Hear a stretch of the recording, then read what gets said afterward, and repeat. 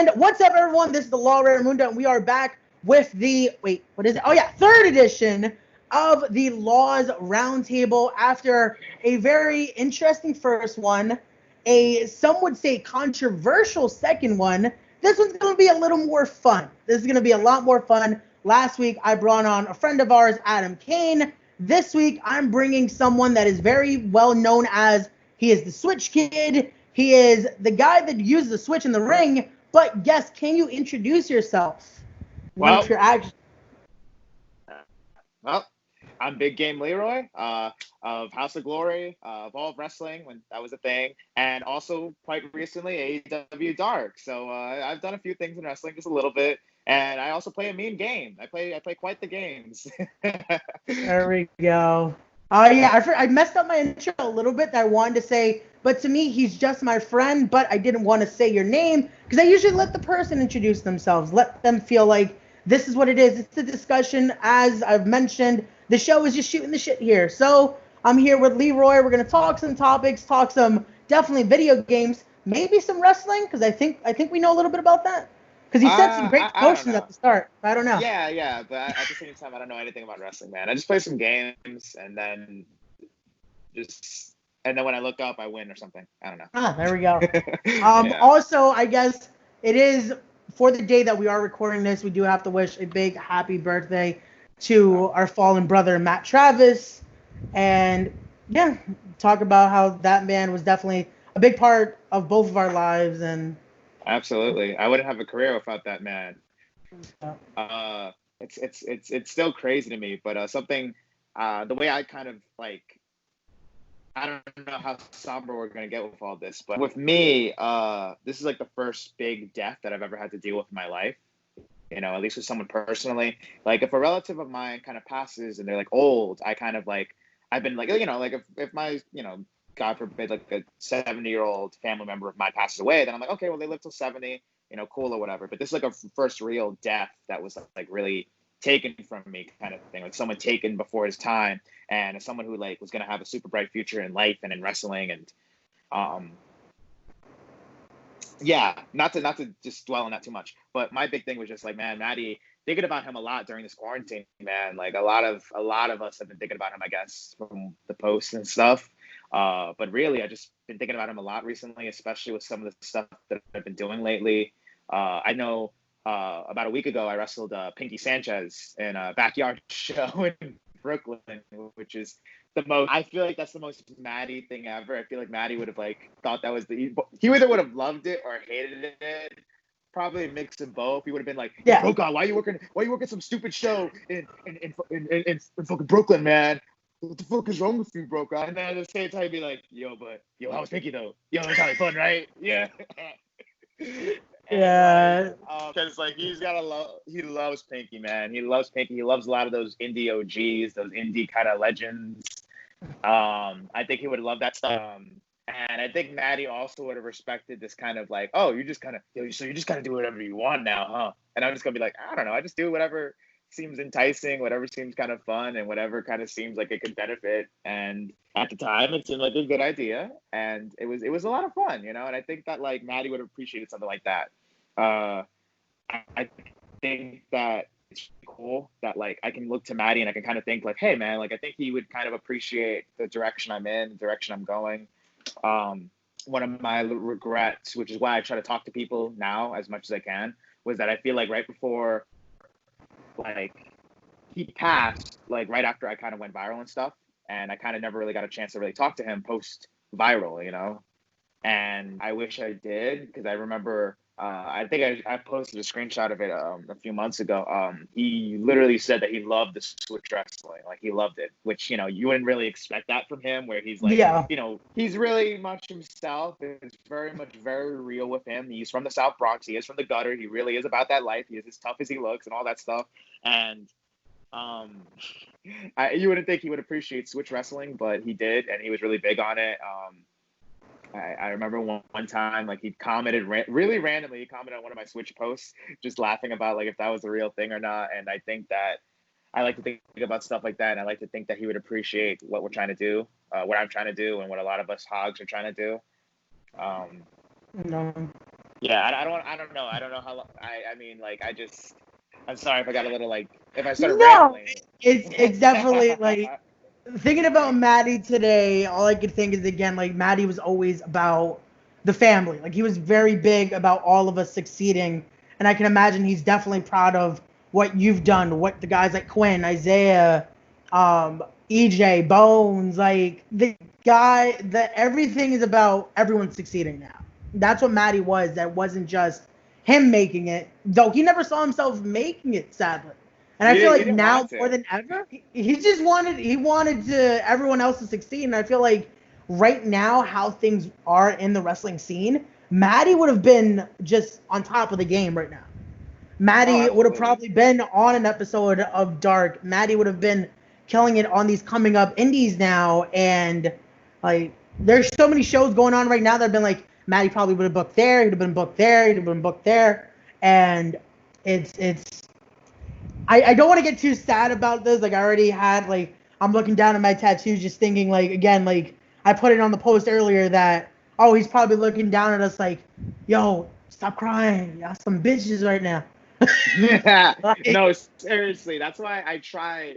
I like to think, that I like to say that I knew Maddie fairly well. I trained with him for quite some time, and I think that like in the past year, maybe we didn't hang out as much as we had used to, and I think that maybe, there's people who are definitely closer to him, but I think we could all agree that Maddie would never like he'd just be like, yo, why you crying? What's good with y'all? Like, y'all stupid. Like, I would have cried with me. Like, you know what I mean? Like, I think he would want us to just make the most of our time because the one big thing he's always was big about, which like he was about it. Like, he was just about the grind. He was about hard working, and he was just like, yo, like, no, that emotional stuff, like, leave it at the door. Like, there's work to be done. There's goals to achieve, dreams to chase, and that's got to be the focus. And I think that he would rather us use his memory, use what he did, what he accomplished, and the sad fact that he wouldn't, he cannot accomplish everything and use that as motivation for us. I definitely got very emotional thinking about Maddie when I was doing Dark, because I thought to myself, like,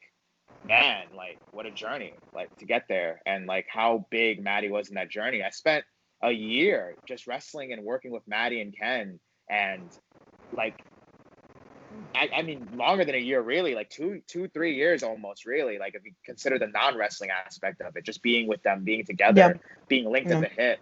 And, you can't help but just grow a real bond from that, yeah, and no, it was, it's crazy to think about. Like, it's not even a joke. I mean, it's just like, I wouldn't have a career without him, I know. the plucky underdog thing doesn't work without a bad guy. And at the time, I wasn't really in the ring with Ken like that, because we were trying to be like a saved for a special moment kind of thing. Me and Maddie were the ones really going at it in the ring. Me and Maddie were the ones really going at it in training and stuff. And I think that, like, I don't know, like, I owe him a lot. I owe him like everything. And I think that, like, it's really like the fact that I can like use that and try to accomplish some things in wrestling is dope. Like, if I can be like, hey, I'm only here because of Maddie. And if I could spend the rest of my life, the rest of my career kind of saying, giving him his credit, giving him his roses, giving him, adding to his memory, adding to his legacy, then, like, all this is super worth it, I Definitely. feel like, yeah, I feel like I'm definitely like wrestling for just more than just me, and I mean, it definitely adds a fire, it definitely adds fuel to the fire. And I'm just grateful I've known a guy that, like, dope, that talented, and for him to have spent so much time working with me and Yeah. helping make me dope and, like, making me better. And I mean, I'm happy that I could be a part of his journey and he could be a part of mine. Yeah. No, and it's again like this is what we're trying to do here is not just put it on a somber note. It's also just to show you how great of a person Maddie was. He had his Absolutely. faults like everyone else, but Maddie was definitely a person that he would check up on everybody, no matter if it was someone like Leroy said in the ring, in training, any ref, any like I was the person doing mostly the social media and still do for House of Glory, and he would say, "Oh man, thank you for doing this, thank you for this, like we're all gonna kill Yeah. it," and that was his mentality. We're all gonna kill it. It wasn't, "Oh, I'm gonna kill it." You're like it was all of us, and I love that about him. And again, it's that feel that we have to use, that motivation that it's all of us together doing this kind of things, and that's how it Yeah, should be. absolutely. It shouldn't No, for just be real. the one for all. It should be everyone together. Like Absolutely. I I think it's awesome too that like a lot of people appreciate that because when he passed, and I think this is like I don't know, I don't want to like I guess I'm firing from the hip a little bit, but when he passed, a lot of hogs got really upset because they felt like people were clout chasing. People didn't know him, and they were saying, "Oh, they're pretending to have good memories of him and stuff." But I'm pretty aware that like Maddie would talk to a lot of people. Yep. He touched a lot. He was in a lot of people's DMs. He was always Yep. talking to everybody. He was a fan of independent wrestling in a real way. He didn't watch what was cool. He watched everything. He Yep. knew everybody. And like so all these people had stories of like, oh, Maddie used to check up on me. He used to DM me at 2 a.m. or he used to talk to me. He used to like, yes, he did. I believe that, and I believe that he really wanted to work and wrestle with all these people all over the country. And I don't see it as clout chasing. I see it as like a lot of people were really genuinely touched by this guy and his work. And it's amazing because I love Maddie, but he didn't really wrestle anywhere outside of the East Coast, Yep. I But he think knew, and that was the craziest thing. exactly. He knew And about everybody, and it's like we would bring in people, and it's like, oh man, yeah, I know that guy. I've seen him here. It's like, why aren't you going there, Matty? Like he knew everything, and it's no, and like, yeah, and he touched, and again, it's that touch that's like, I feel like if anything, Matty's legacy is definitely it's living on because he did leave an imprint on so many people in the yeah. best way possible. Because he touched so many people in the best way, just doing that little thing of being a genuinely good person.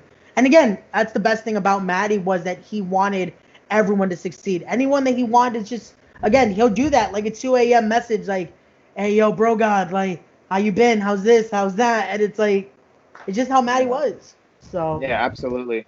I mean, Maddie said that to touch on what you said for a little bit, Maddie, he would flip flop and say that he didn't want to go on TV. He didn't want to wrestle on TV. He didn't want to get signed to no big fat contract.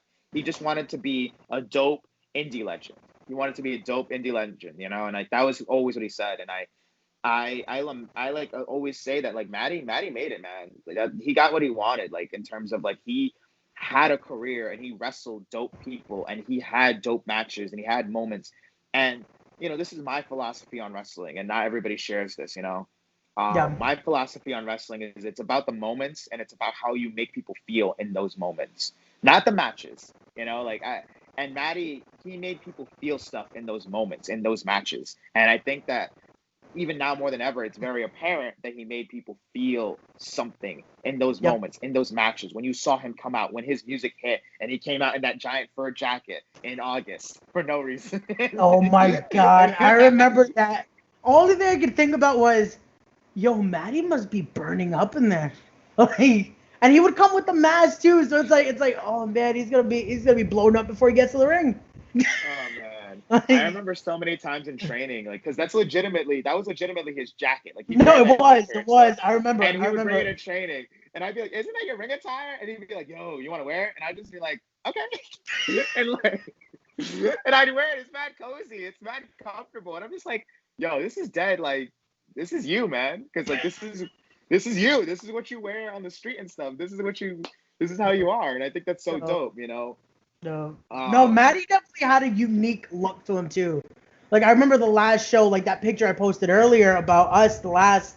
It's like Matty could wear anything, and it looked like he had the look for it. Like Matty just Totally. had that vibe about him, and It this is was again what suave. Matty was. It Yeah, was it was dope because it was like he would wear suits, but it wouldn't be like some like name brand. Like I mean, yes, name brand, but it wouldn't be like just what everybody else was wearing. He'd have his red suits, he had his nice dress shoes, and like I don't know, it was crazy. Like I think that he had his own swag, he had his own style, and I really like I got a lot of love for that because to me it's like that's the inspiration. Like obviously I'm not gonna ever be like Maddie, but that inspired me to be more like myself. Like, hey, let me create my own style instead of trying to be like someone else. Like, yeah, like there's been people from the hood before, and he always laments that Homicide was one of his role models, someone he wanted to be like and stuff. But he did it in his own way. dumb. He did it in his own style. And I like to think to myself sometimes, like, hey, like I did the video game thing, and I'm probably like the eighth guy in pro wrestling to do the video game thing, but I do it my own way. I do it my own Dumb. style, and like I continue to try to make it something more of me and an expression of myself. And I think Maddie, he had that from like day one. and he was so good. Like a lot of this stuff was always just naturally. He naturally knew these things. He naturally was great with people. He was naturally a good talker, and he didn't Yeah. think he was a good talker. He was naturally a good talker. Yeah, he definitely was. He definitely had that. Again, it's that charisma, that vibe about him, that suave, like you said, and he just had it, and it worked, it clicked. Yeah, And man. before we like move on a little bit, because again, we could talk about Maddie for hours and hours, and it would just Yeah, be definitely. multiple sits of this. But one last story. It's funny you mentioned Homicide. One of the first times Maddie got to wrestle him, he actually like I was in the crowd for that. I remember I was there with my cousin, and he got thrown by Homicide. That he punches me right in the jaw, and I was like, I just remember telling Maddie after, like, yo, you punched the shit out of me, right? He's like, yo, I'm so sorry, man. Let me even it up. Let me hit me once. I'm like, no, I got it. It's all good, bro. Like, that's how Maddie was. That Maddie's like, yo, we can sell it now. Like, Yeah, Maddie was nah. just that, Yeah. like, oh, Oh man. I man. love it, man. I, But I love again, I this love is working with him. uh, Oh love man. Maddie. But let's move on here and keep Yeah, it yeah. going. Let's talk. Unfortunately, to not from a somber to sadder note, but it's a little bit of a sad note. We're currently still in this pandemic that we're in, this quarantine Yeah, life. last I Sadly, checked, I'm still in this tiny little box. Like that this box. I hope the uh, visual works for like the visual when people watch this, because like it's like, the box. I'm trapped in this box. We're all stuck in these Zoom, no, it Skype doesn't gonna work boxes. perfectly because how I edit it will be fine. So Okay, yeah, cool, he's cool, cool. locked in there. You can see he's safe. Magic of editing, folks. Dun, dun, dun, dun, dun. But yeah, how's the quarantine life been treating you, man? How has everything like been? Uh, I've been good. I mean, I've been trying to keep busy. As I just said, I did a backyard show about a week ago. MB Young's backyard party. That was a lot of fun. It was socially I wouldn't say socially distanced, but it was very safe. Everybody was wearing their masks. Everybody there was a cap at like 15 fans, which was really yeah, cool. The wrestlers, we were all temperature checked and we were all kind of pre-screened and stuff. So it was on the up and ups, and MB and me have had this little social media thing going on. So it made sense for me to crash his backyard party, you know? yeah. I mean, why not? Like, I mean, steal a hot dog, wrestle Pinky Sanchez, a lot of fun. So, Definitely go check that out, guys. I think it's still on Twitch. I believe on GoPro Wrestling's channel. So definitely yes, go yes, it check that is. out and go watch it. It was definitely a fun experience. I was watching it on Twitch, and it's keep an open mind. I'll say that, ladies and gentlemen. Yeah, it's a Keep an open. backyard. The word backyard is in it. So, I mean, people can't be surprised. Like, people were complaining about the ring, and I'm just like, it's a backyard show, man. Like, I mean, this was not going to be like a whole setup like anything. It's literally in somebody's backyard in Brooklyn. Yeah. Like, There's lucky and there was a ring. Like I remember yeah, backyarding back in the day. Usually there wasn't like a ring. Like you guys had a yeah, no. ring. So So yeah, pre crashing it, I was pretty sure there was going to be no ring, and it turned out to be a ring. So that was cool. I mean, there was a top rope at least in the second row for half the show. But it was a lot of fun. Got to hang out with Effie a little bit too, pick his brain. That was really cool. That was a guy who has been following me since I went viral, and I've been a fan of his work since for quite some time. And it was cool to finally link up in person. Uh, I think a lot of cool stuff has happened in this pandemic, and I have to like really keep in mind that, oh, this is cooler because it's happening despite these circumstances. That stuff is still happening, and I'm still meeting people, and I like AEW Dark. I mean, probably doesn't happen for me if the pandemic is not a thing. Like I knew that I was gonna try very, very, very, very hard to be there backstage when they came to New York, and I lament that like I had literally sent the email to AEW the week before everything shut down, because they were supposed to come in the middle of March for 2 straight New York dates, one in yep, Buffalo and then one in New Jersey. So yep.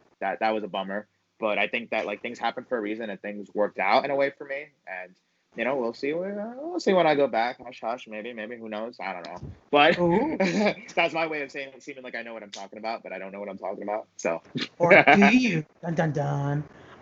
No, it's definitely. I feel like if anything, it makes you value the moments more. Correct? Like you're Absolutely. definitely like it's crazy. And again, that's why it's like you've had these great opportunities. And as a friend, I'm definitely I'm proud of you, man. It's definitely been something amazing to see, and it's crazy again that we were just training a few years ago. I was training with this guy, and now to see him in a major stage like that at Dark, it's awesome. Yeah, no, I mean it's crazy. It's surreal to think about, and like I'm more appreciative of it in the pandemic because I spent so much time, in early quarantine being kind of depressed and being kind of like, man, I should have did this, I should have did that. I had the time, and the opportunities. I should have taken more drives. I should have uh did more and traveled more. And even like if it was gonna cost me money, even if there was no booking guaranteed, I should have done more. And my mindset now is just more like, okay, I'm aware of these things now. And like, then, on the other hand, like as time has kind of passed on in the past month or so, I've been like, no, I've been very like blessed. And I mean, I'm kind of weird with blessings and stuff in wrestling because part of it is like, yes, blessings, but then part of it is like, you have to work really, really hard. And like, even if you work really, really hard, you still might not get things. And like, there's a lot of hogs who've been wrestling for way longer than me and Yeah. training for way longer than me. And in my head, I still look up to them and I still think like, hey, this guy's a million years more talented than me. And it still hasn't happened. And I think that like, I'm very aware of those things and I'm very fortunate. I mean, part of it is luck. Yes, I got viral and who knows if that didn't happen, would all the things that happen now come to fruition and all that? Who knows? But I have to also remember these things happened. I trained really, really hard for a few years. This was my July was my 6 year anniversary of training. So I'm 6 years into this. That's more. We're getting up there a little bit. I mean, I'm still spry 23 or whatever. I don't know, but like it's crazy to me because I'm like, wow, I've spent so much of my life just wrestling. Obviously like most of that earlier on was training, but like I gave my life to this. I gave so much of my time to this, and like it's crazy that I can be rewarded with matches against like guys like Loki and even facing my own trainer and even like doing all these cool things. And like having the opportunity to travel thanks to wrestling and going to Florida and stuff like that. I Before wrestling I had never left the state, to be honest. I think I went to New Jersey like a few times, but that was really it. I never really traveled as a kid, and wrestling blessed me with that, to be able to travel, to be able to go places, to be able to make all these new friends and build these relationships, man. Have fans. Like wow, I was a nerdy kid in high school. I could barely have friends, and now I have fans. Like stuff like that is crazy to think about. Like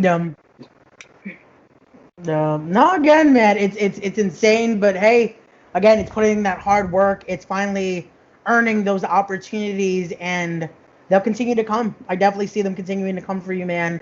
And I'm glad to right. see what's been going on so far. Let's keep it going though. Let's talk. I know everyone is waiting for this conversation.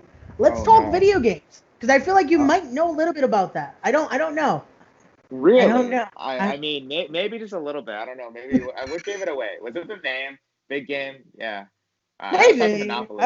I was talking Monopoly, Uh-uh. actually. Darn, I should have been ready with board game conversations. No, so let's talk into it. The console wars have started again. Your Oh take man. on PS5, the new Xbox, like can't remember the name because I'm not interested in it as much. But your take on it. What Xbox is Series X. there we go. I watched the product. I watched the product. He's watching everything, folks. He's watching. I don't know about everything. I didn't watch their last presentation, but I did watch. I did see some of the new Halo gameplay. Like the thing about me with the console stuff is like growing up, I was always a big Nintendo and a Sony fan. When Sega was a thing, I was into Sonic and stuff, Yeah. but that wasn't really my generation. So I kind of only knew Sega after they kind of stopped making consoles. The thing with Microsoft has always been like I feel like they have to work 10 times harder because Sony and Nintendo both they have time over Microsoft, and they also have all these brands and IPs and games, and they have Mario, Ratchet and Clank, and all of these colorful characters, and Microsoft's always had to play catch up. And especially with the last generation, they just haven't had games. Like I could care less if you can run at 60 FPS on a 4K TV and it'll look exactly. I can see every follicle on every hair of every character I see on screen. If you don't have any games I want to play, and that's always been my big thing with Xbox since the 360. The 360 was great, especially because Sony shot themselves in the foot with that crazy $500 $600 price tag for the PS3. So everybody had a 360. Yeah. and they had it perfectly. They had Xbox Live, they had online that worked really well and was really fun. They had all the games. They had Halo was still doing really well. They had Gears of War was killing it. They had Fable still going. They had some games, but they lost their way a little bit. Halo wasn't really good. The last Halo game, Halo 5, I think was pretty whack. They said a lot of Yeah. people said. We haven't seen Gears of War was good, but I mean I heard it wasn't the same either. I feel like a lot of those games peaked the last generation, and I think that Yeah. I'm hopeful that now Fable's coming back. The next Halo game looks like a pretty big deal. I'm hopeful for Microsoft. I'm not rooting for these companies like in the console wars. I don't root for people to do bad. Yeah. I just want people to do good so that the best, it's not winning by other companies doing bad. You're winning by bringing your best effort and stuff. Competition breeds the best results. I'd like to think. But Yeah. Sony to me is just blowing everybody out of the water. I think Sony is really killing it. Like they had me at Miles Morales. They had me at Same. Ratchet and Same. Clank. They had me with this new Little Big Planet thing, like with Sackboy's Adventure. There's just so much to it that looks interesting. And I mean, I don't know. I feel like the Xbox Series X, like it just looks like, oh yeah, it's gonna be so much faster and more powerful, and the processing power and all that, and like that appeals to me, yes, to an extent. But I think like, okay, but what's gonna be running in there? What am I gonna be playing? Like, sure, I can watch Netflix in 4K, and that sounds pretty sick. But I mean, what else? What does that mean for me if I don't have any video games to play? Yeah. Like, I think like I'm genuinely like, and I think this might surprise some people. I'm genuinely thinking about pre-ordering a PS5, and that goes against everything I believe in because I usually don't pick up systems at launch. Because to me, I think that's usually pretty dumb. Like, hey, why would I pick up a system at launch? Let me give it a year for more games to come out and for the hardware issues and the kinks and the bugs to be ironed out. Because usually by the third or second model, things are usually pretty solid by then. But my mindset is like, dang, there's just so much there. And the integration between the PS4 and the PS5 just looks so seamless. Like, they're just like, yeah, any PS4 game you have can run on the PS5. Your PlayStation Network account will link right in. You can just download everything from there. Oh, yeah, any game that you buy that can be bought on the PS5, you can just upgrade and get it for free. And I'm just like, what? Like, that sounds perfect. Like, if I want to get the new Avengers game, which, Spider-Man's apparently a character exclusive, which is a big controversy today. Oh, that Oh yeah, my that's God. been like that's been the talk of the town right now. It's just that it's like might want to go to Sony, people.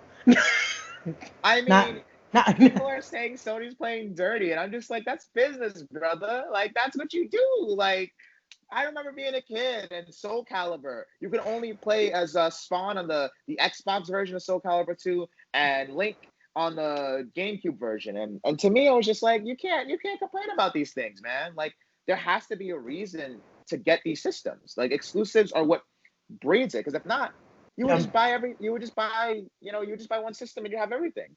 Exclusives are what hammer it down. And to be quite honest, I'm like, if it's really that big of a deal for you, just get a PlayStation system. Most of us have a PS4 anyways. Like, I think the statistics are most of us have a PS4 in our household somewhere. And so it's either that or you get a PS5. And I'm just like, what's the big deal? Like, I don't know. Like, I'm like, if you're really planning on getting it on Xbox and it's making you so upset, just get a PS4, man. Like, just get a yeah, PlayStation 5 or whatever. Like, I just think that people are blowing it out of proportion because it's such a thing that hasn't been seen in a few years. It's a technique yeah, that hasn't been used in the past 2 years. What with cross-play and being able to play everything on everything and stuff. I think people have been spoiled by that a little bit. And I'm just like, come on. Exclusives are what drive home the console wars, And I think it's friendly yeah, competition. I think it's not, I don't look at it as undercutting because I'm just like, Sony obviously paid money for this. They obviously, they have some kind of deal with Square Enix. And I'm like, it's a reward to PlayStation players. It's a yeah. reward for a certain brand loyalty.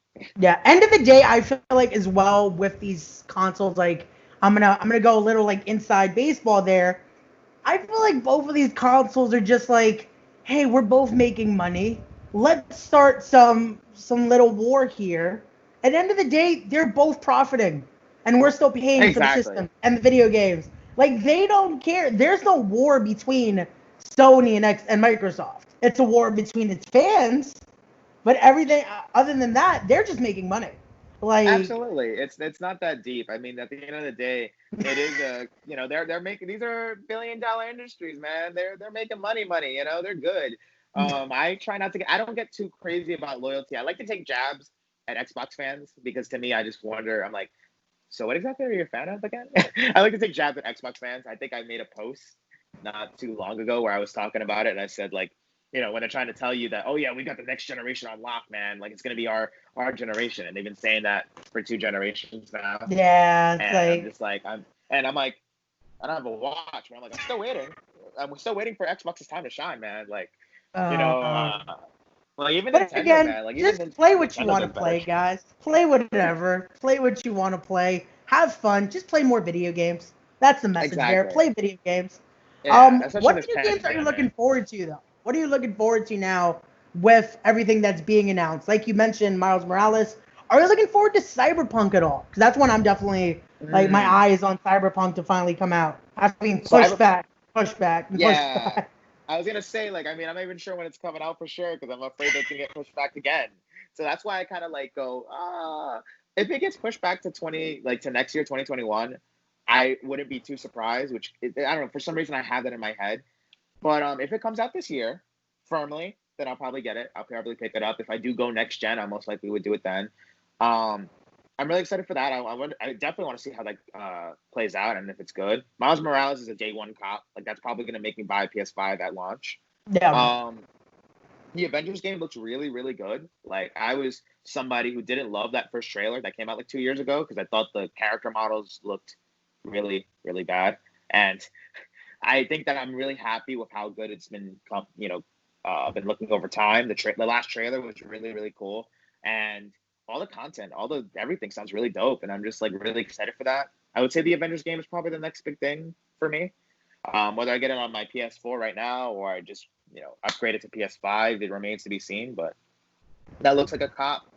Um, I've heard rumors which if they are true, then this would probably be my most excited game for the rest of the year, that there's going to be some Super Mario remasters on the Switch coming soon, where they're going to remake Ooh, the yeah. I've 3D heard Mario that. games.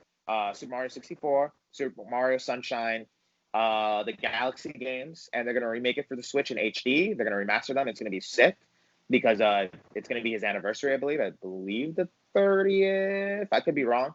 I Yeah. mean, someone's gonna sue me. The Switch kid doesn't know his Someone's gonna Nintendo get, yeah, trivia. someone's gonna get us later on. Yeah, oh, actually, it's his 35th anniversary, Leroy. You don't know what you're talking about. You just say you're a nerd, but you don't really know what you're talking about. And I was gonna be like, listen, man, I'm sorry. If you asked me this in middle school, I would have definitely had it like in the back and like just like that off rip. But I'm only human. But no, if the rumors are true, that would be so sick to me. And I think Yeah. just the idea of playing Sunshine on the Switch alone, partly because I have not touched that game in probably at least like 15 something years. And as a kid, I never actually beat that game. Like I never finished it. I'm trying to remember why, but I just never finished that one. And so that one has always been in my head of like, I need to get back to that game. And I have a GameCube in my house that I obviously that I used to beat people up, but I also play. And it's always crazy and difficult to find like Super Mario Sunshine, especially at a decent price. Yeah. I've tried to go to like places like Video Games New York or whatever, little video game retro spots, and they're always either sold out or they're like $60 or something like that. And I'm just like, well, I'm not doing that. And No. anytime I try to go on eBay and kind of really look for it, I'm just always turned off by the price. And I'm like, I'll probably can find it on something cheaper. So the idea of getting it remastered on the Switch on the go is just like I'd love It's that. perfect. Yeah. Just to see also, it'll be a lot like improved. The graphics are gonna be somewhat better now. I'm hoping it doesn't go too like HD-ish because you still want that old school feel to it. But Yeah, something yeah. a little more modern would be nice as well. Like this is I've me always being been a picky fan. because I'm Yeah, always that yeah. old school game too. So it's like No, no, a no. little Yeah, I feel picky. the same way. My Uh, my mindset has always been if you're gonna do retro games and you want to upscale it and put like an HD gloss to it, you can do that. But also give us the option of playing in the original graphics, like the original yeah. 64-bit in the case of Super Mario 64. Like if you're gonna do that, then let me play in the original way. And I remember Super Mario Odyssey. One of the cool things was that when you got to the final level, you could when you got to the Princess Peach's castle. I don't think this is a spoiler. This game's been out for 3 years. Haven't played Super Mario Too Odyssey. bad. Play it already. You've had 3 years. It's an amazing game, one of the best games of all time, and that's not a hyperbole. I mean that. You can actually play as the Super Mario 64 version of Mario as a costume, which is really freaking cool. The models, the 64-bit, the everything, the clunky bass and everything. It's super awesome. And oh man, so I think I'm really hopeful that was like a prelude to something really cool that they could do in terms of like an HD retro version of Super Mario 64. That would be amazing. That would be amazing. And I feel like there's definitely going to be a niche for it. There's definitely going to be people like us who like that old school feel. It's definitely going to have a market for it. It's going to be big. Absolutely. And we'll have to wait and see, I guess. We'll have to wait and see. And hopefully there are going to be a lot more. I feel like talking to Leroy so much, it convinced me to finally buy a Switch last year. Because it was, again, like, because I've always been that, I like Nintendo. I've had the Wii, the Wii U. It's like, I was like struggling to decide. I'm glad I did, though, because now during this whole pandemic, the Switch has been the most sought after system at the moment. Oh, yeah. Everyone wants a Switch. Good luck getting a Switch. I mean, I could take credit for that and just be like, hey, man, like, I made the Switch pop-in or whatever, but I won't do that. I think that, sponsor this guy. Sponsor I mean, I don't know. Nintendo be playing games. They be seeing when I mention them in all my Instagram stories, and then they just leave me on sane, man. It's hurtful. It's very hurtful.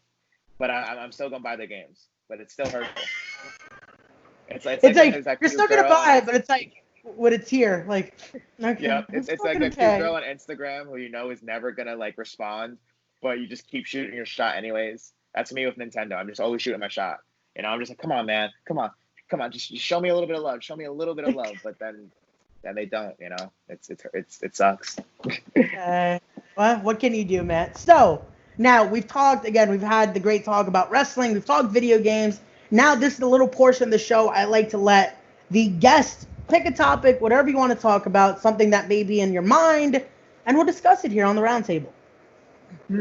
Okay. That's really tough, man. I just, you're putting me on, I'm like, you know, on the spot a little bit. It's a hot seat now. I've brought some topics. The electric chair. Now it's your turn. Wait, Sami Zayn on the electric chair. You know, and he's like, you can even ask me about AEW, you know, whatever. That was great. No. I guess my thing would just be like, so what do you think about like things being opened back up in terms of like, you know, things that aren't necessarily essential or necessary, like in terms of wrestling, especially. I say wrestling because wrestling to me was always going to be the last thing to open up. Wrestling was always going to be the last thing in terms of like, you know, it's fans, especially independent wrestling where fans are in a close proximity to each other, close proximity to the wrestlers. Us wrestlers are literally on top of each other for at least 10 to 15 minutes in a sweaty display of physicality. Yeah. So I'm like, what do you think about like wrestling shows opening back up in terms of like, I know you see GCW and Beyond running shows every other 2 weeks, at least monthly. Yeah. Synergy's been running their shows. And what do you think? I mean, I think you were at Synergy, right? Yeah, I actually was at the last Synergy show. I still remember it because of my chest, because I was chopped so many damn times. My thoughts are, I have two mindsets on it. When it comes to wrestling, I feel like it never really closed down, in a sense. Because I feel like there were still promotions trying to run in a way. I feel like the major companies like the WWE, like the AEW, even Impact to a degree, they tried to keep it alive. I feel like the indies now, little by little, they're trying to work around it. And it scares me, but it warms my heart that wrestling is still alive. With everything that's closed down during this pandemic. Because it is sad that certain things won't be coming back even when this does get better. So wrestling, to see it still move on and still be with that fighting spirit. I feel like it's cliche to say, but wrestling has that fighting spirit still, and it's still around right now. We've had shows, like you mentioned, Synergy's been running, GCW has been running. They're running, I think, again in 2 weeks. So is Synergy. Wow. So it's like these promotions are trying to. Awesome. Yeah. AC has been hot. And again, as my thing is also as long as it's safe. Because like you mentioned, it's very close proximities. I feel like the promotions that are doing it right are the ones that are separating the fans. Like when I went to Synergy, I was with a group of 4 people. And we're like this. We're like in one section, and then all the way over there is another section. And over there. It's like it wasn't like on top of each other. And I feel like if it can be like that, it works. Because then you're getting at least some relief that, okay, I know who I'm with. that's my risk if someone I'm with has something.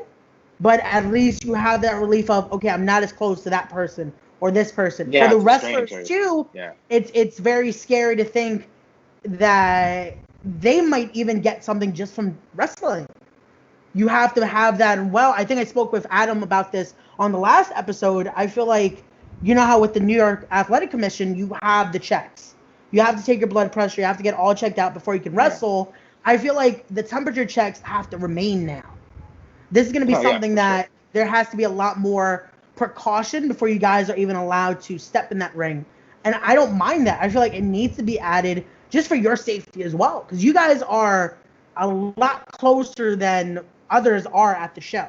Because you're in the ring, Absolutely. there's no way for you not to, sadly, maybe pass bodily fluid or something like that. Not to get too like gruesome about it, but it is true, and it's No, that for risk. sure. Like, it's that No, that, risk. And I feel like with that, it's like, as long as it's safe, I'm down for wrestling to open again. But again, mhm. it's taking those precautions so that everyone's interest is taken care of.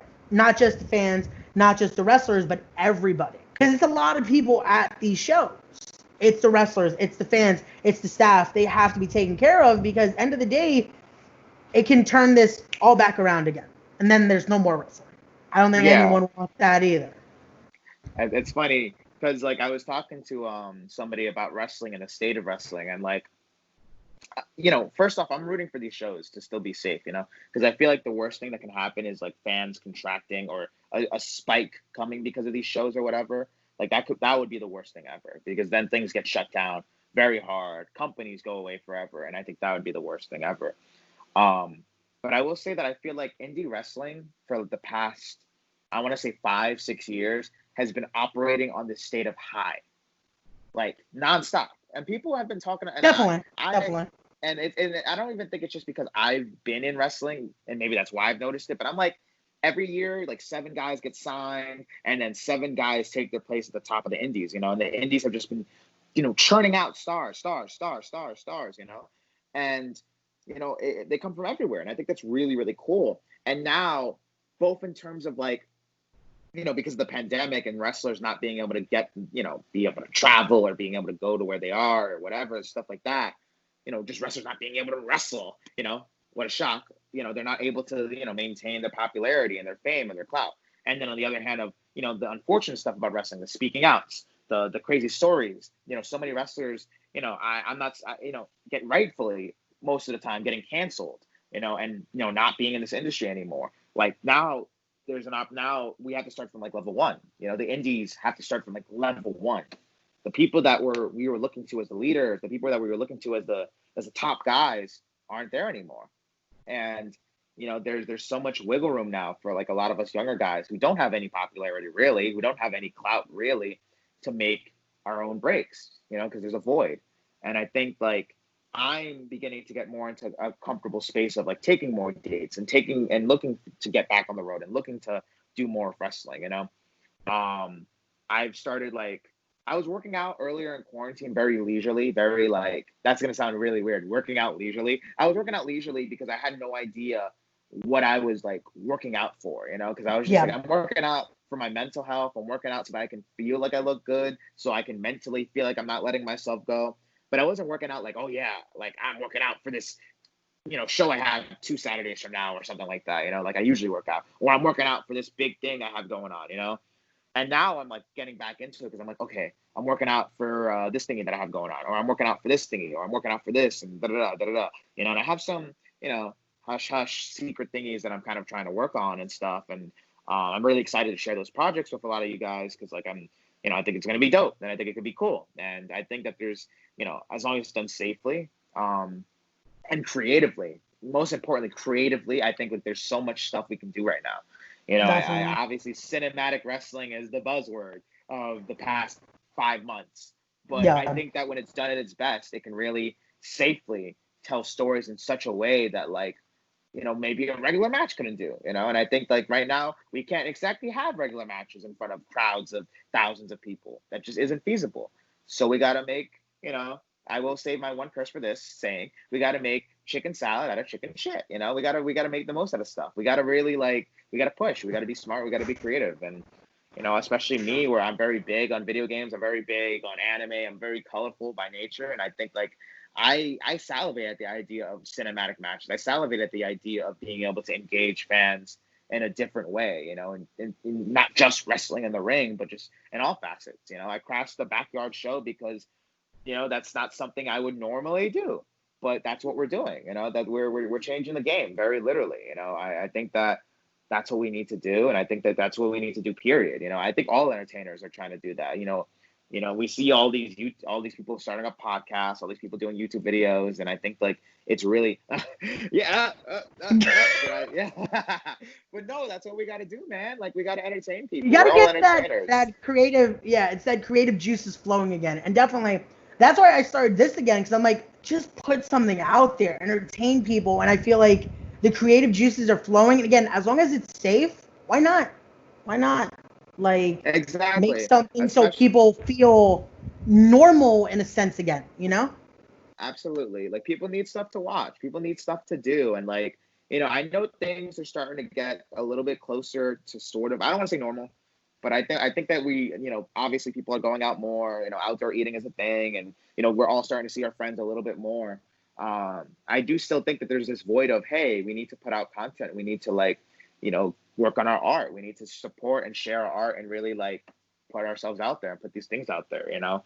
I also still have some stuff that I'm working on, and I'm really excited when I get to share these things with people, because for a long time I always tell myself, oh, I don't really have the time, or, oh, I want to focus on wrestling. And now it's like, well, wrestling ain't the same right now, and it's probably not going to be the same realistically for at least a whole year, you know, at least until a vaccine comes out, and at least for a whole year, because wrestling has to recover, and wrestling is going to be very different forever. And I've made peace with that. You know, I don't get sad about that anymore. I've made peace with the fact that wrestling is going to be different, and it's going to go through a low period. But I'm hopeful that the high is going to be higher than it's ever been, you know, because we cleaned out a lot of the trash, because we held our wrestlers accountable, because we're aware of what we need to do going forward and how we need to act, what precautions we need to take, what things we need to do, you know. And I'm not just super hopeful, but I'm very confident that wrestling is going to come out better after all of this. Oh, definitely. It's something that it's using that again as motivation. Taking this opportunity that, again, it's sad, it's very devastating, and it wasn't expected, and using and taking it for the best of what it is, you know? Again, wrestling, again, is still alive. Things are starting to get back to a groove of things. Not normal, again. Let's not use the word normal, but it's getting to a, I guess, accepted state. Like, we're accepting how we have to move around with things, and wrestling, again, I feel like it has that fighting spirit that, look at now, people are getting signed. We're in that state that people, that groove again, that high is coming up. Congrats to guys like Eddie Kingston, a guy that, man, 18-year vet, man, that is dope. And it's like, I like the match, and I was like, I hope they sign him. I really hope they sign him, because I thought a guy like him shouldn't just be on the indies, you know, forever. Like, I thought a guy like him needed to be somewhere, and I always thought WWE would eventually just get around. They knew about him, obviously. I just thought they would get around to sign. Yeah, I just thought they would get, you know, around to signing him. And you know, the dirt sheets are always like, oh, they want to sign him as a coach, not as a wrestler. And it's like, dang, like that's a bummer, because I know I've seen his work like live many times, and I'm like, I think he can go at a high level still, if that match with Cody didn't prove that. So super happy for him, super happy that it happened that way. Definitely deserves it. You know, I just, stuff like that makes me happy. Warhorse getting to wrestle on AEW, that's really cool. You know, I think stuff like that is super, super, super cool. I'm waiting for, you never know who's going to pop up. And I think stuff like that is so cool. You never know what's going to happen. And I think that that's how wrestling should be. And it shouldn't be like that. It shouldn't be predictable anymore. I feel like that's what we're starting to get with these dirt sheets, with everyone, with podcasting as well, that everyone thinks they know what's going to happen next. Hey, this isn't a podcast, so I can say it. I don't care. Like, that's why Roundtable shoots the shit, whatever. Like, it's I feel like everyone thinks they know, and you shouldn't. Expect the unexpected. A certain old veteran of ours said that, and it is true. a certain guy, I'll even do that. He Oh always said expect the man, unexpected, and absolutely. that's how wrestling should be. You should expect the unexpected because anything should be able to happen. 18 years, Eddie Kingston is signed. Just the other day, Anthony Green was signed to the WWE. So imagine, Yeah, it's like these opportunities can come. Who knows? Tomorrow we can read, well, one day as well, Leroy Green signed to AEW or WWE. Just putting it out there. It could yeah, happen as man. well. Who You knows? never know. We could be having a different conversation a year from now. So, how does it feel to get signed? Like, it's still unreal to be able to talk to, like, a great friend of ours as well, Quinn, Isaiah, and just to think, again, years ago, just training, and now they're on TV every week on TNT. Again, while Absolutely. we're recording this, they'll be on tonight, AEW, and Yeah, it's amazing. It's amazing to see, and we again just hope for the best and hope that wrestling survives, that our society survives as well, because that's the big thing as yeah, well, that wrestling will pull through. It's just as a society, hopefully we can all unite and pull through as well, because that's absolutely. the And I big think, thing yeah, here. yeah, I think that like people for the most part are aware, and I think that a lot of people are, I think I don't know, I just think that a lot of people, the world is gonna change, and I think that like not just wrestling, I think I'm hopeful that the world will be in a better world, a more conscious world, a more health conscious, a more socially and racially conscious world after all this, because we have all this time at home, and now this is the time where you have to really think, hey, have I really like am I really about it? Am I really about equality in this world? Am I really about change? Am I really about social justice? And I think like, you know, I think like it's really beautiful that a lot of these a lot of really positive forward thinking has come out of this, and it probably wouldn't have came out of this if everybody was out living their lives because Yep. you don't have time to think about social justice when you're doing a 9 to 5 and running straight home afterwards to get ready for the next day. But when you're home all day and you see all these crazy police brutality and you see all these people being murdered on the streets, these protesters being gunned down with tear gas like they're criminals or something like that, in a country founded by protesters, right? Who weren't exactly super peaceful, but these peaceful protesters get, gunned down and stuff. But, well, what do I know? I'm sorry. Let me not make your No, podcast too no, it's political. it's it's okay. This is what this is about. It's freedom to just talk about whatever. And it is true. Yeah. Like, I was gonna bring it up before we start wrapping this up. A video you put out with a great friend of ours, David Velisaka. I don't want to butcher his last name. I'm sorry if I did, David. That video to me was very meaningful and very moving. I made a Yeah. little No. cameo. If anyone saw the video, I was in it Yeah, as yeah, no, well. I gave you a big hug back when hugs were And a thing. yeah. Oh man, that's the. But yeah, uh, it's very that video was very meaningful, and I agree that I hope with everything that people do, finally start thinking in a way that again we should be able to unify as a society and as a country itself. We are in this big country that's freedom of speech, freedom. Yes, I get that, but also use your mindset wisely, ladies and gentlemen. We said this yeah, last week as well with Adam. That's like have be wise, be very like thoughtful before you speak, because yeah, again, no, you yeah, can hurt someone with words. Words are very hurtful, even if you don't think it. And saying certain things without actually thinking about the consequences is very ignorant, ladies and gentlemen. Be very wise what you're saying, and just be a genuinely good person. Do yeah, better, no, ladies and gentlemen. The yeah, best you thing gotta I could be, say. you gotta be conscious of what you're saying. I think in this day and age, and people are like scared of getting canceled and stuff, and I'm like, well, I don't believe in like that, like in sense of like, oh, I have to be scared. No, I'm just like, just be a good person. And if you're gonna like, there's a draft thing in Twitter for a reason, because not everything needs to be tweeted out. Not everything needs a commentary. Not everything needs to be said. If you're gonna say something on Twitter that isn't necessarily about like your like, for example, I'm a pro wrestler. That's my field of expertise. I'm also a big gamer. Another field of expertise.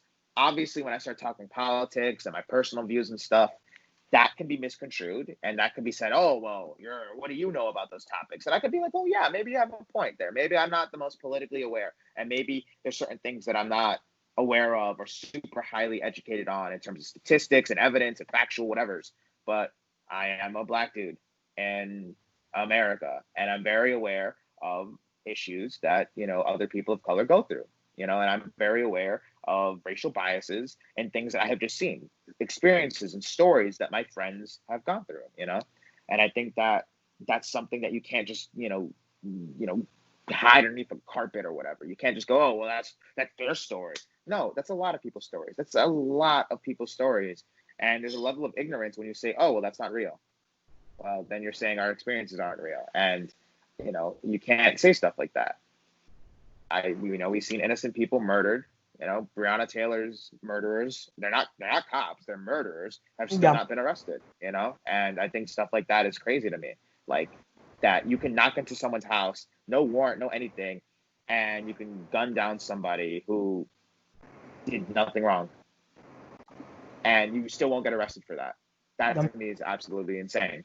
And I like to think that something like that isn't political. Like to me, I'm like, that isn't politics. Like that's just messed up. That's just wrong. Like I don't think, like, it doesn't matter.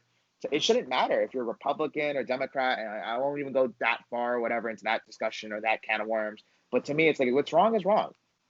Nobody. No, that's true. It should be taken that way. It should be taken as it's injustice. It doesn't matter what your political side should be. You should be able to see if something is done incorrectly and done as wrong as that.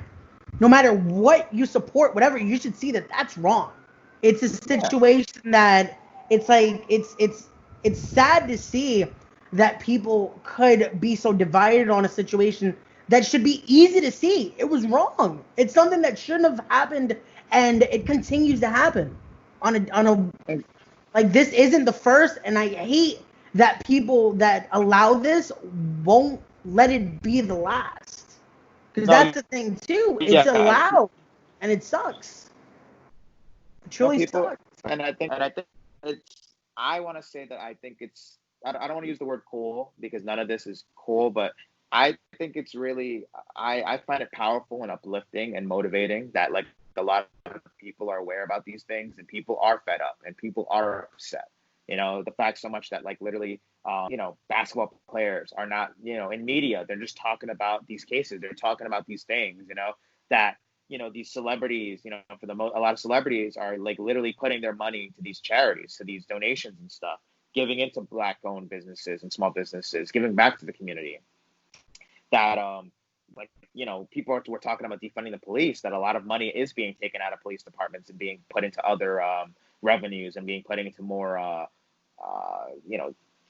social services and whatnot, and going back to the communities and stuff. Because to me, it's like the war on crime. If you have a war on crime, I'm like, there's two ways to fight that. Yes, you can, do it through fear, or you can do it through understanding and education. And, like, you can do it in impoverished communities. You can do it so young kids don't have to turn to crime, into gangs and stuff like that. You can do it through education of the masses. You can do it through, it's a little bit harder than pointing a gun and shoving it in someone's face. But, I always thought that, it's better than someone being dead. So maybe in that case, you could do things the hard way. And to me, again, I don't think these things are political. I don't think that these things are necessarily like a liberal or whatever. Like, to me, I'm just like, this is just, I don't know. It's just, to me, this is just change, And if it doesn't work, then you can say I was wrong. Cool.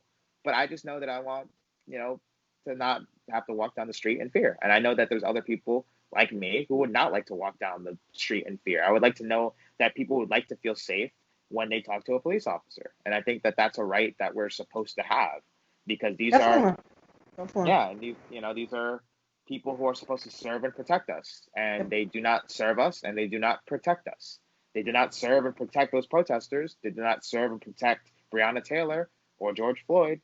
And, in the case of Breonna Taylor, those officers still are not charged with anything. Yeah. No, it definitely is true. And again, that's all that it's truly how we have to say it again. Be wise people, be better, be genuinely good people, and change is needed. Definitely. The end mindset of this is change is truly needed, and hopefully not even just for the pandemic, just in general in life, change needs to be done for us to move on as a society and become a better society as well. Absolutely. If there's any last thing that I'm going to get in terms of, political, whatever, let me say this. Vote. Vote. I vote. Vote, please. Vote again in November and stuff. Like I need people to vote. I know a lot of people were like, "Oh, I don't want to vote because this election sucks and da da da, and it's Trump and Clinton, and I don't really like either of them, so I'm not gonna vote or whatever." And I'm just like, no, that is just the most ignorant mindset to ever have, because to me it's like you relinquish the right to complain. Then you relinquish the right to say anything, because it's like, no, you just said that you don't care enough. So if you don't care, then you cannot say anything ever again. And you can say you don't like the politicians who are out there. I don't love them either. Politics is the biggest pro wrestling level scam ever. Everybody cuts promos. Everybody has their TV time, and it is predetermined to an extent. Yeah. So I'm very aware, but to me, it's like you relinquish the right to whatever. And I'm not going to tell people who to vote for. Well, actually, no, I'm going to say don't vote for Trump. But I don't think that's the craziest assertion. Wow, yeah, oh my God, it's so controversial, man. He doesn't like Trump, whoa.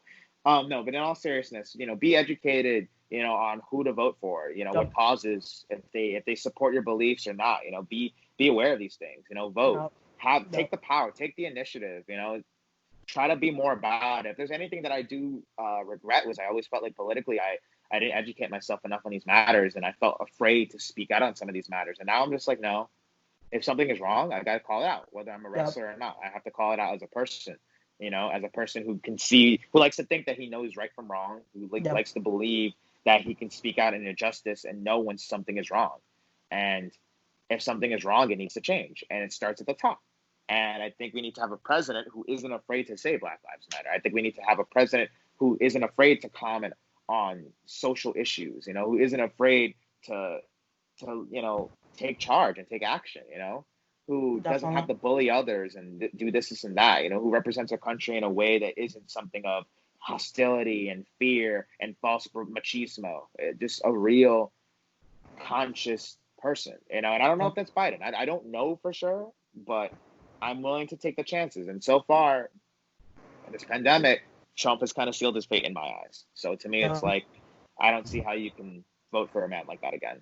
But that's, definitely, like you said, like, do your research, ladies and gentlemen. Don't just go in blind either. But definitely don't just listen to me. Don't just vote, because again, you need to put your opinion out there, because again, if you don't, then you're giving away your right to speak. That's it. You're silencing yourself, because your opinion doesn't matter then. Unless you vote, you're not giving out what you think. You have to put that out there. But again, don't go blind as well, because I feel like it's perfect that we could end on this note as well, because we are at a similar age, that our generation, quote unquote, we're the smartest in the last election. I feel like our generation sadly didn't do the research. I feel like, because that was one of the first times we were allowed to vote in a presidential election. That was my first vote. Yeah. And I feel like it's sad to see that's, again, we were young-minded then, it could be, but I feel like now that's still a lot of modern America, that they don't do that research. They go in blind. And I definitely say, ladies and gentlemen, don't do that. Definitely do your research. Watch the debates. Look at what these people are saying, because they'll be our political leaders for the next 4 years. You have to do the right thing here and actually do the research, do the work, and be opinionated, ladies and gentlemen. But be wise with that opinion as well. I'll say that. Yeah. Be wise with that opinion. And don't just take our words for it, like in terms of like my political view is my own, obviously. Same. I like to think I read. I like to think I keep up with current events enough. I'm not highly educated on no particular issue, but I know that I feel frustrated and I feel unheard by our president. And to me, I'm just like, you have to be able to like just say, hey, if you think differently, please tell me why. Be educated about these issues. I always tell people, you can have a different mindset than me. You can have a different opinion on me. And to an extent, I will hear you out on some social issues. You just have to have evidence. It can't just come from a place of, well, Fox News told me this. And I'm just like, well, that tells me a lot, that you just believe Fox News, which not going to comment on whatever, blah, blah, blah, blah. But that's one side of the spectrum of news. The same way I would tell someone, hey, if you just watch CNN, you're probably also not getting a very well-rounded type of thing, because the way politics are, everything is so divisive. You're looking on one end of the spectrum and the other end of the spectrum. And the answer to a lot of our questions and a lot of our desires and a lot of everything is somewhere probably in the middle. And I think that the only way we can get there is through research and through, just acknowledging our biases and pushing through them. Exactly. So I would just always say educate. You don't have to go to college for it. Just everybody has a supercomputer on their fingertips. Just utilize it. Look what we're doing right now. Like, this is something, again, I feel like, again, modern America, we have such of an advantage now. We're talking through an application that you're in Europe, wherever you're at, I'm here, and we're able to do something like this. Exactly. And this is going all over the internet. So imagine, it's like, use what you have, ladies and gentlemen. Use your resources and just be wiser. But let's end this political talk here, because we don't want to just end on a somber note. I want to say thank you again, Leroy, for coming on. What can they find you? Where are your social medias that we can get the people to follow if they're not already following? I feel like most people should be following you by now, but just in case. I hope so. I mean, I'm at 2K strong, so that's pretty cool. At Big Game Leroy, literally BIG Game, and then Leroy. At Twitter, on Instagram. You can add me on Facebook at Leroy Green. I'm pretty easy to find on that. And don't really think anybody's using anything else. I mean, Tumblr, Snapchat, those things are boring. But you can find me on Twitter and Instagram. That's usually where I post most of my wacky, awesome content. So please follow me on those. Let's get the follow train going. I usually follow back, unless you're weird and have no profile picture. There you go. Also, one more thing, because you finally have this. Again, he has merch, ladies and gentlemen. Finally. Yes, I do. Years of us telling him to get merch. Where can they find that, Leroy? Yes, I'm on Pro Wrestling Tees, Big Game Leroy. You just got to search it up. I also have the link on my Twitter and my Instagram bios. You could also find it on my, I believe I have it embedded on my Facebook. You could probably find it pretty quickly as well. But yes, please buy my Big Game merch. Also, keep an eye out, because I'm hoping to put up some new designs in the coming weeks. I'm working on some stuff. You know what I'm saying? And but please support. I want to pre-order a PS5, and I can only do so if you buy my Pro Wrestling Tee stuff. So please buy my merch. I want a PS5, please.